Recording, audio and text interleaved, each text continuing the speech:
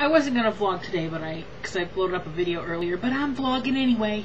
My bed looks like a bomb went off because I just pulled all the pillows away from the window because I pushed my mattress up against the wall again.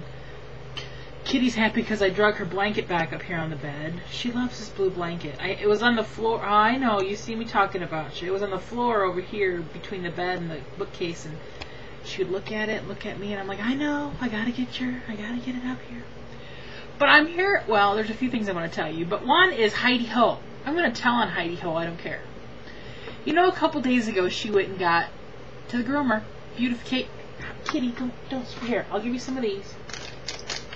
I have a short son, and she tries to paw at my leg, but she does not understand. It hurts. So she went in the morning, and Dad brought her home about 1 o'clock, and she looked beautiful, and they put a little fabric bow on her collar, and good.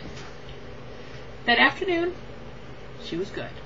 That evening, Dad and I are sitting there watching stuff on the TV, on the DVR, and she walked behind me into the hall, and I didn't know what she was doing, because she very rarely comes and bothers stuff in the other rooms when we're out in the living room. Usually she's in the living room with us. So I thought she'd gone into the bathroom and gotten to the towels, because there were damp towels in there from a shower I took earlier in the day, and I thought she was trying to get those out of the hamper and roll on those. Well, she wasn't in the bathroom. She came in my room. Underneath that desk over there is a small litter box that I started putting in here when the cat swallowed a needle and thread, and it had to be locked in this room for a while. And it's a small one, and we keep it in here in case we go away. We don't have to chase her out. We just shut her in, and she has a litter box, and there's water and stuff in the house for her. She doesn't use it very often. She prefers the one in the basement, but she, in case of emergency, she has it. Well, Heidi Ho dug into the litter box and brought a poop nugget into the hallway. And I looked over my shoulder and I saw, and I'm like, Heidi Ho, what are you doing? And then she runs in the living room and hides because she knew she did wrong. I'm like, Dad, your dog has drug poop into the hallway, and she was getting ready to roll on it. She started to roll on it, but luckily it was it was not a fresh poop, because then it would not have. And he goes, what? I said, look in the hallway. And he goes, Heidi, what did you do? And then she went and hid in the corner of the living room, and she stayed there for hours. She knew she did wrong because she got the voice. And when she gets the voice, she knows. She hides in shame. And it took a while for us to coax her out, hours later, to get her to go to the bathroom, because she did not want to come out because she knew she did bad. And then later on that night, I'm sitting here in my room, right here in the same spot, and I hear her walk in my room and walk behind me, and she has her little dingly, so I hear her, and I turn around, and I see her standing by the litter box, not doing anything, but standing there. I'm like, get away from the litter box. And she run off. She's never had that problem before. I don't know what the dealio was, but Heidi Ho got in trouble. Dad's like, I cannot believe my dog did that. I'm like, believe it? We just saw it happen. Yeah.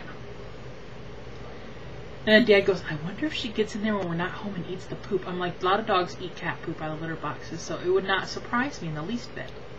I have never seen her really do it, but it doesn't mean it has happened. It hasn't happened. So, yeah. Dad went and got his sister and took her to the visitation last night at the funeral home. I had planned on going, but my stomach had other plans last night. I feel better now, thank goodness. But yesterday, there for about a 4-hour window, me and the toilet were like this. But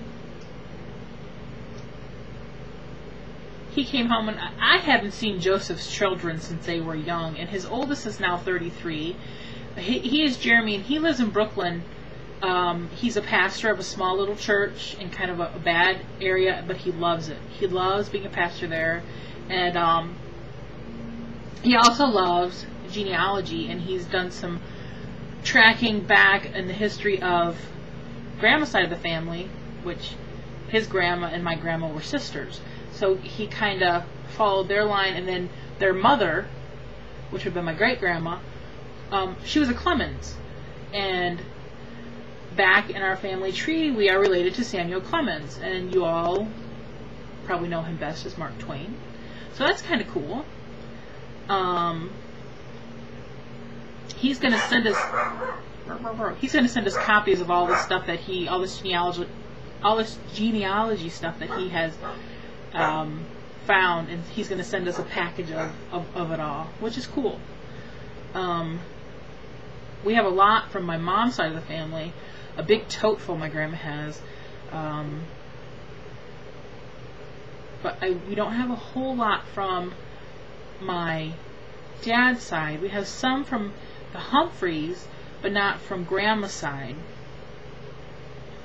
So, yeah, that was interesting to hear. He says, really, really good kids. And the youngest one,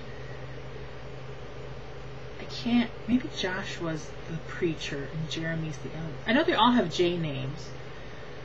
The special needs one, he walks around, but he doesn't talk, and he doesn't know what's going on. That you don't know really what anybody knows because you're not in their head, but he's just kind of, in his own world. And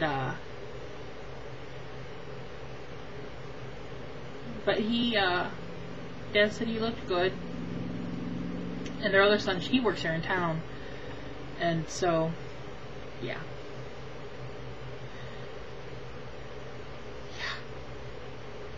So that'll be interesting to get all the information from Jeremy, because Dad gave him our address and phone number and all that stuff. I said, Dad, did you get any of his information? And Dad's like, no. I said, well, what happens if he forgets? So there's a lot going on right now. I'm sure he has email, but Dad didn't think to get the email address. 3 weeks until people are here. 3 weeks until the Humper Party weekend. 3! Gosh, time's going so fast now. Now that today I'm officially over women stuff. I was just looking at my list. I don't have a whole lot to get yet. I have some cases of water to get. I want to get some barbecue sauce. I can't get buns and a few other little things like that, perishable stuff, until right before. So, yeah. I won't call and order the cake or chicken till like the week before. I need to get a hold of Mike about the pig. I've been waiting for him to call me back, but he has not. So I might call him this evening, because I know he's at work right now.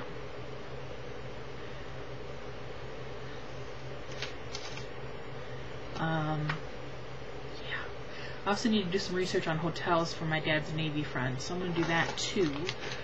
Probably a little later. Here now I'm getting ready to do paperwork back the yonder way, involving checkbooks and stuff. So that's, get ready to put on Pandora music and do some paperwork. As you all can guess, the Humper's outside mowing.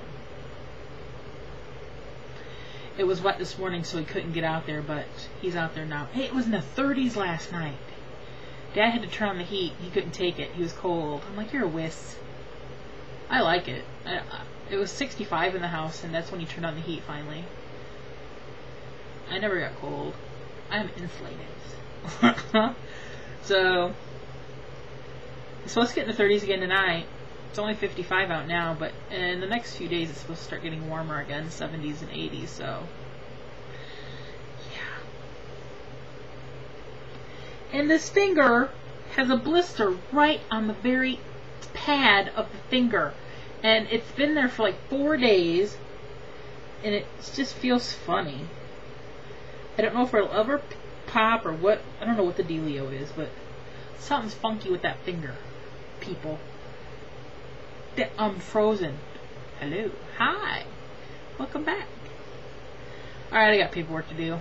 I'm actually procrastinating right now. Yeah. You're a good tool. My nose itches. So, I'm rolling. Bye.